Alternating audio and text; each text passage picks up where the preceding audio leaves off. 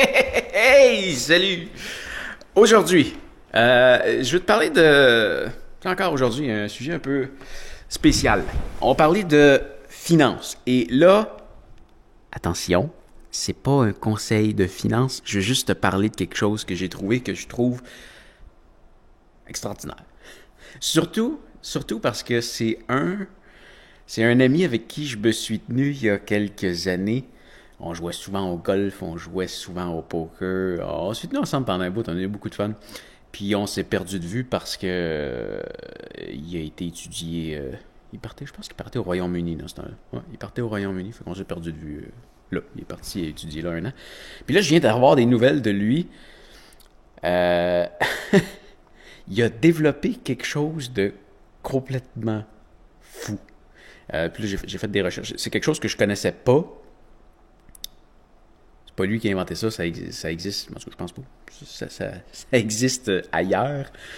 Euh, Puis c'est ça, c'est une plateforme de financement. Puis comme je te dis, c'est pas une recommandation d'investissement.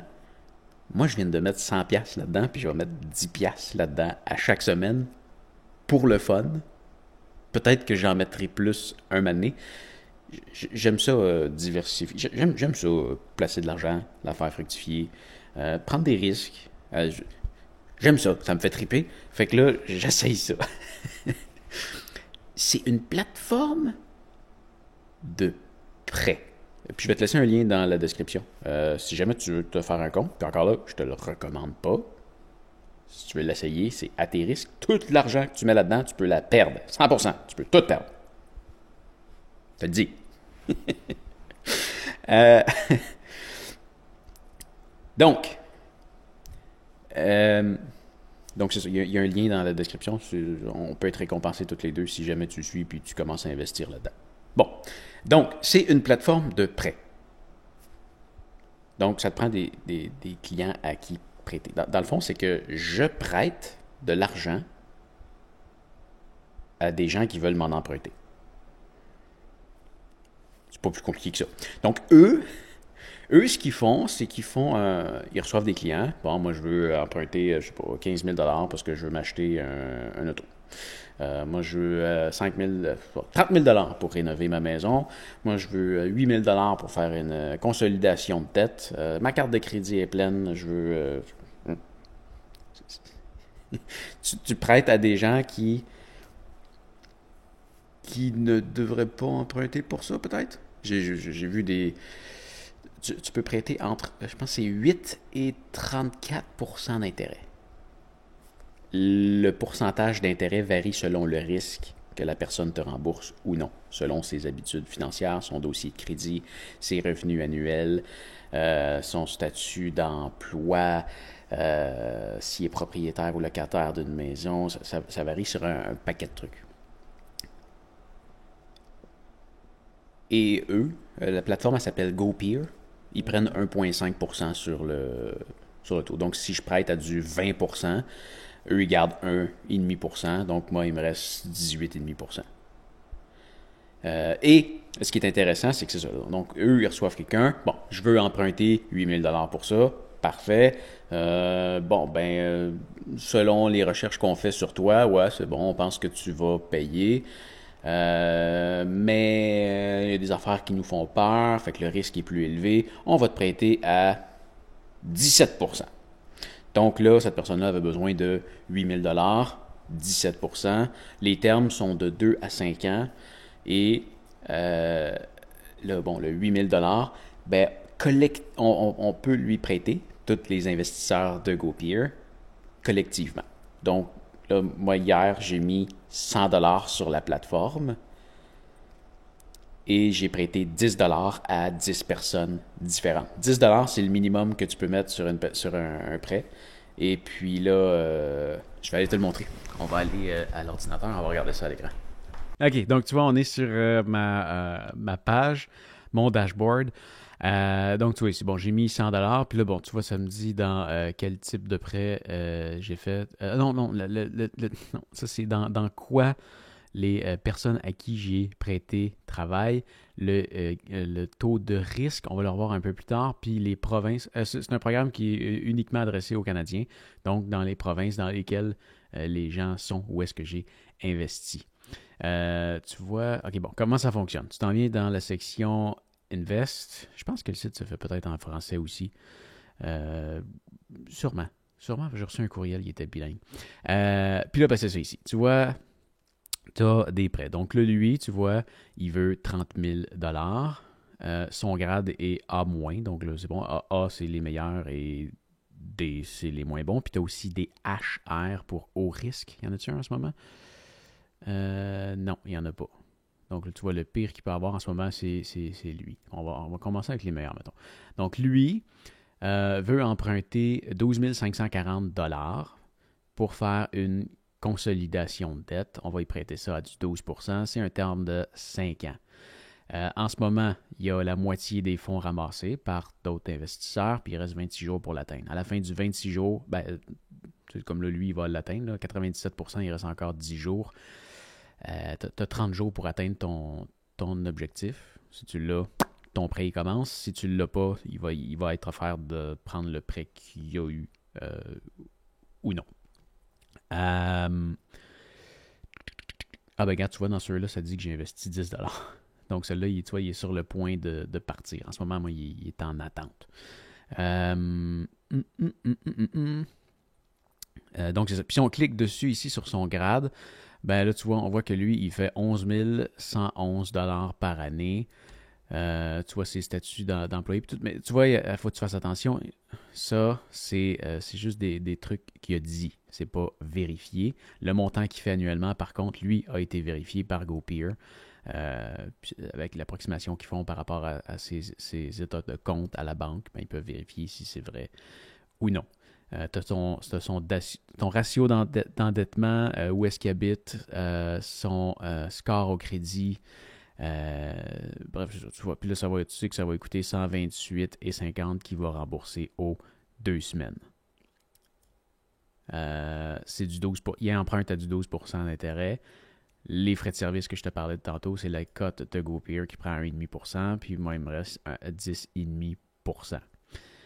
Donc, une fois que c'est lancé, ben, je vais recevoir ma portion du 128,50 à toutes les 2 semaines qui va rembourser le 10 $ que j'y ai prêté. Si tu en viens dans Portfolio, en ce moment, tu vois, il y en a 2 qui ont été partis. Il y en a 8 qui sont en attente d'être complétés. Donc, il y en a 2 qui sont sur le point d'être complétés. En ce moment, eux, ils ne font pas d'intérêt. Mais dès que le montant, le 100% il est atteint, là, les intérêts commencent à rentrer. Quand tu viens sur le dashboard ici, tu vois qu'en ce moment, j'ai 20 $ qui est en repaiement et délinquant, mais ça, c'est quand que, le client ne paie pas. Donc là, je peux perdre l'argent, mais là, c'est eux qui s'occupent d'appeler le client, de dire « Hey, il faudrait que tu payes, hey, il faudrait que tu payes », puis un moment donné, il envoie ça à une agence de recouvrement.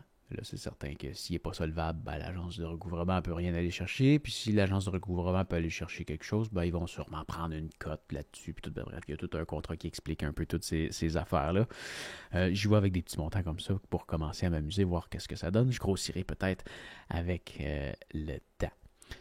Donc, c'est ça. Tu peux avoir des pertes, comme je disais, mais je trouve ça... La plateforme est tellement bien faite, en plus. Les banques n'ont pas des plateformes bien faites comme ça. C'est fou. Je suis tellement fier de lui. C'est un ami à moi qui a fait ça. C'est malade. C'est malade. Mais c'est ça. Tu sais, t'en as qui sont au risque. Là, comme à lui, on peut y prêter. Lui, il veut 10 120 $. Il va emprunter ça à du 30% d'intérêt. Puis là, on va y voir ici, bon, il fait 68 150 $ par année. Il y a un taux d'endettement. Le taux d'endettement, c'est hors... c'est quoi ça disait? Par rapport à ce qu'il doit payer versus ce qu'il fait au bureau du crédit.